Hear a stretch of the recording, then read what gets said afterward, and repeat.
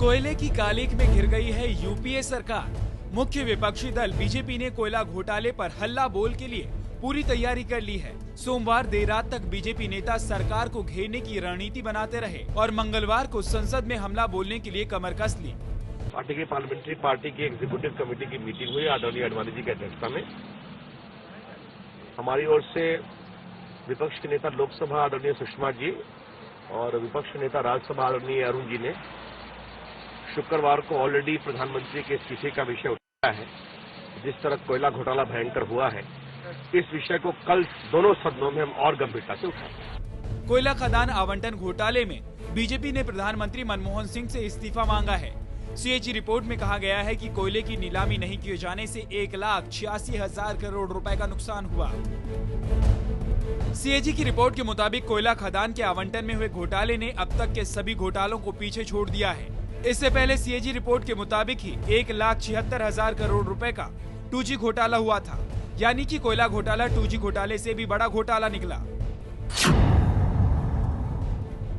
हालांकि सरकार CAG report से सहमत नहीं है। कोयला मंत्री श्री प्रकाश जायसवाल के मुताबिक कोयला खदानों की नीलामी की नीति किसी सरकार ने नहीं बनाई थी। हमारे सिस्टम में, डेमोक्रेसी में इससे बड़ी ट्रांसपेरेंट स्क्रीनिंग कमेटी और कोई नहीं हो सकती है कि सेक्रेटरी लेवल के ऑफिसर्स बैठे, राज्यों के चीफ सेक्रेटरी लेवल के ऑफिसर्स बैठे या उनके प्रतिनिधि बैठे।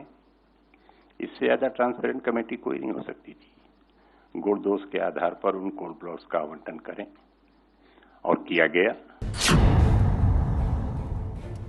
कोयला घोटाले को लेकर बीजेपी ही नहीं, यूपीए सरकार को लेकर नरम रुख रखने वाली विपक्ष की दूसरी पार्टियों और अन्ना के साथियों के निशाने पर है यूपीए सरकार। इस सरकार में सिर्फ आए दिन रोजाना जो घपले उजागर हो रहे हैं, तो ऐसा लगता है कि सरकार बिल्कुल घपलेबाजों की सरकार और घपलों की सरकार है। आश्चर्य लगता है कि इस देश में हो क्या रहा है। इसके पहले 2G स्पेक्ट्रम का जब मामला आया 1,70,000-75,000 करोड़ का, उसी में देश चकित था। ये उससे भी बड़ा जो है मैंने स्कैम देश के सामने है। उस भ्रष्टाचार की जांच होनी चाहिए और खूब सस्ते में दी गई हैं कोयले की खदानें। ये भी साफ जाहिर हो रहा है क्योंकि सीएजी का कहना है कि इतने सस्ते में कोयले की खदानें देने से 1,86,000 करोड़ रुपए का नुकसान हुआ। सीएजी की रिपोर्ट में सामने आया ये वही कोयला घोटाला है जिसको लेकर अन्ना के साथियों ने प्रधानमंत्री पर आरोप लगाए थे। उस समय प्रधानमंत्री ने यहाँ तक कह दिया था कि अगर आरोप साबित हो गए तो वो राजनीति से संन्यास ले लेंगे। कैरियर, चाहे फाइनेंस मिनिस्टर, चाहे leader of the opposition in Rajya Sabha, चाहे prime minister, is an open book. कोई भी अगर इस पर कोई इल्जाम लगाता है तो उसकी पूर्ति कराए।